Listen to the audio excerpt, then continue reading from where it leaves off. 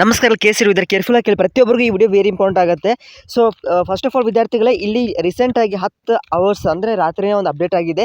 ಏನಪ್ಪ ಅಂತಂದರೆ, ಸೊ ಇವಾಗ ನಿಮಗೆ ನಿಮ್ಮ ರಿಪೋರ್ಟ್ ಏನಿರುತ್ತೆ, ಸೊ ಕೆ ಎ ಒಂದು ಏಪ್ರಿಲ್ 27ವರೆಗೆ ಇಲ್ಲಿ ಕೊಟ್ಟಿದ್ದಾರೆ ನೋಡಿ. Government has also announce that K A is allowing to raise the objections okay against the K A until April 27 ಇವತ್ತೆಷ್ಟು ಹೇಳಿ 24 ಓಕೆ, ಇನ್ನೊಂದು 2 ದಿನಗಳಲ್ಲಿ ನೀವು ರೇಸ್ ಮಾಡ್ಕೋಬೋದು. ಓಕೆ, ಅಷ್ಟರೊಳಗೆ ಯಾಕಂದರೆ ಏನು ಹೇಳಿದೆ ಗೌರ್ಮೆಂಟ್ ಏನು ಹೇಳಿದ್ದಾರೆ ಅಂದರೆ, ಸೊ ವಿದ್ಯಾರ್ಥಿಗಳ ಏನು ಕನ್ಸರ್ನ್ ಇದೆ ಅಥವಾ ವಿದ್ಯಾರ್ಥಿ ಏನು ಧ್ವನಿಯನ್ನು ಕೂಗ್ತಾರೆ ಅದರ ಆಧಾರ ಮೇಲೆ ಡಿಸಿಷನ್ ತೆಗೆದುಕೊಳ್ಳಿ. ಬಹಳಷ್ಟು ವಿದ್ಯಾರ್ಥಿಗಳು ನಾನು ನೋಡಿದೆ, ಬಹಳಷ್ಟು ವಿದ್ಯಾರ್ಥಿ ಗ್ರೇಸ್ ಮಾರ್ಕ್ಸ್ ಇರಲಿ, ಎಕ್ಸಾಮ್ ಬೇಡ ಅಂತ ಹಾಕಿದ್ದೀರಾ. ಓಕೆ, ಇನ್ನು ಕೆಲವೊಬ್ಬರು ಸರ್ ಬರೀ 75% ನಾವು UCMB ಇಡೋಣ, ಓಕೆ ಬೋರ್ಡ್ ಎಕ್ಸಾಮಿನೇಷನ್ ಇನ್ನೊಂದು 25% KCRE ಅಷ್ಟೇ ಇಡೋಣ ಅಂತ ಹಾಕಿದ್ದೀರಾ. ಓಕೆ, ಯಾವ ಬರೀ ಕನ್ಸಿಡರ್ ಮಾಡ್ಕೊಳ್ಳಿ, ಯಾವ ಡಿಲೀಟ್ ಆಗಿಲ್ಲ ಅಂತ ಕ್ವಶನ್ ಅಂತ ಹಾಕಿದ್ದೀರಾ.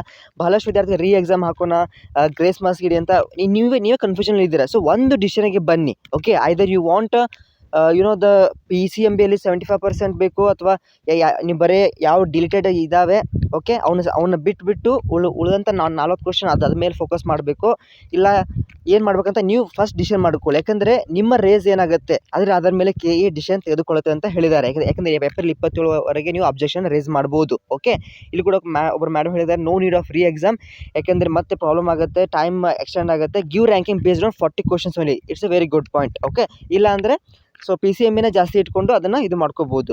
ಸೊ ಪ್ಲೀಸ್ ಏನು ಮಾಡಿ, ಸೊ ನೀವೇನು ಮಾಡಿ ಒಂದು ಡಿಸಿಷನ್ ಮಾಡ್ಕೊಳ್ಳಿ, ಆಯಿತಾ. ಸೊ ಭಾಳ ಜನ ಸರ್ ಎಕ್ಸಾಮು ಬೇಕು, ಕೆಲವೊಬ್ಬರು ಗ್ರೇಸ್ ಮಾರ್ಕ್ಸ್ ಬೇಕು, ಕೆಲವೊಬ್ಬರು ಬರೀ ಸರ್ ಡಿಲೇಟೆಡ್ ಕ್ವಶನ್ಸನ್ನು ಬಿಟ್ಬಿಡೋಣ ಅಂತ ಹಾಕ್ತಾ ಇದ್ದೀರಾ. ಸೊ ಒಂದು ಡಿಸಿಷನ್ ಬಂದರೆ ನಿಮ್ಮ ಕೂಗು ಅವ್ರಿಗೆ ಮುಟ್ಟುತ್ತೆ. ನೀವು ಎಲ್ಲ ಅವ್ರಿಗೆ ಕನ್ಫ್ಯೂಷನ್ ಮಾಡಿಬಿಟ್ರೆ ಅವ್ರು ಯಾವುದಾದ್ರೂ ತಮ್ಮ ಡಿಸಿಷನ್ ತೆಗೆದುಕೊಳ್ತಾರೆ. ಓಕೆ, ಯಾಕೆ ಮತ್ತೆ ಎಕ್ಸಾಮ್ ಮಾಡಿದರೆ ಮತ್ತೆ ನಿಮಗೆ ಮತ್ತೆ ಓದಬೇಕಾಗತ್ತೆ, ಮತ್ತು ಎಲ್ಲ ಕೂಡ ಬಜೆಟ್ ವಿಂಗಡಣೆ ಆಗಬೇಕು. ಅದು ಮಾಡೋದು ಡೌಟ್ ಇದೆ, ಹೈಲಿ ಡೌಟ್. ಗ್ರೇಸ್ ಮಾರ್ಕ್ಸ್ಗೂ ಹೈಲಿ ಡೌಟ್. ಸೊ ಒಂದು ಏನಂದರೆ ನಿಮಗೆ ಡಿಲೇಟೆಡ್ ಕ್ವಶನ್ ಬಿಟ್ಟು ಉಳಿದಂಥ ಮಾರ್ಕ್ಸ್ ಮೇಲೆ ಮತ್ತು PCMB ಬೋರ್ಡ್ ಎಕ್ಸಾಮಿನೇಷನ್ ಮೇಲೆ ಕೊಡಬೇಕಾಗತ್ತೆ. ಓಕೆ, ಇಲ್ಲಿ ನೋಡಿ, ಇಲ್ಲಿ ಕೂಡ ಕೊಟ್ಟಿದ್ದಾರೆ. ಸೊ ಇಲ್ಲಿ gross negligence on the part of KEA ಅಂತ ಕೊಟ್ಟಿದ್ದಾರೆ. ಅವರ ನೆಗ್ಲಿಜೆನ್ಸಿ ಮುಖಾಂತರ ಇದು ಆಗಿದೆ, ಇದು ಆಗಬಾರ್ದಿತ್ತು.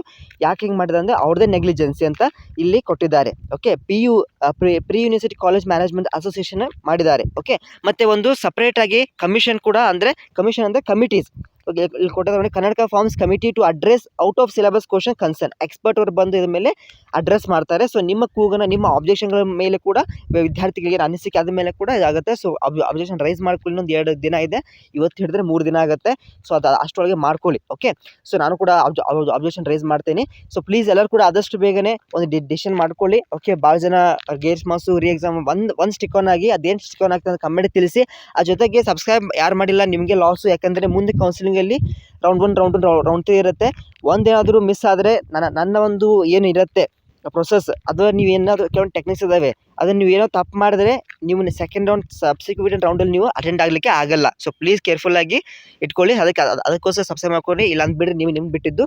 ಆಲ್ ದಿ ಬೆಸ್ಟ್ ವಿದ್ಯಾರ್ಥಿಗಳೇ. ಸೊ ನಿಮ್ಗೇನು ಅನಿಸುತ್ತೆ, ಈ ಎಕ್ಸಾಮಿನೇಷನ್ ಬಗ್ಗೆ ಎಕ್ಸಾಮ್ ಬೇಕು, ಗ್ರೇಸ್ ಮಾರ್ಕ್ಸ್ ಬೇಕು, ಅಥವಾ ಡಿಲೇಟ್ ಕ್ವಶನ್ ಬಿಟ್ಟು ಉಳಿದಂಥ ಕ್ವಶನ್ ಮೇಲೆ ಆ್ಯಾವ್ರೇಜ್ ಮಾಡಬೇಕು, ಮತ್ತು PCMB ಮೇಲೆ 75% ಅಥವಾ ನೀವು ಆ್ಯಾವ್ರೇಜ್ ಮಾಡಿಕೊಂಡು ಕೊಡಬೇಕಂತ ಅನಿಸುತ್ತೆ.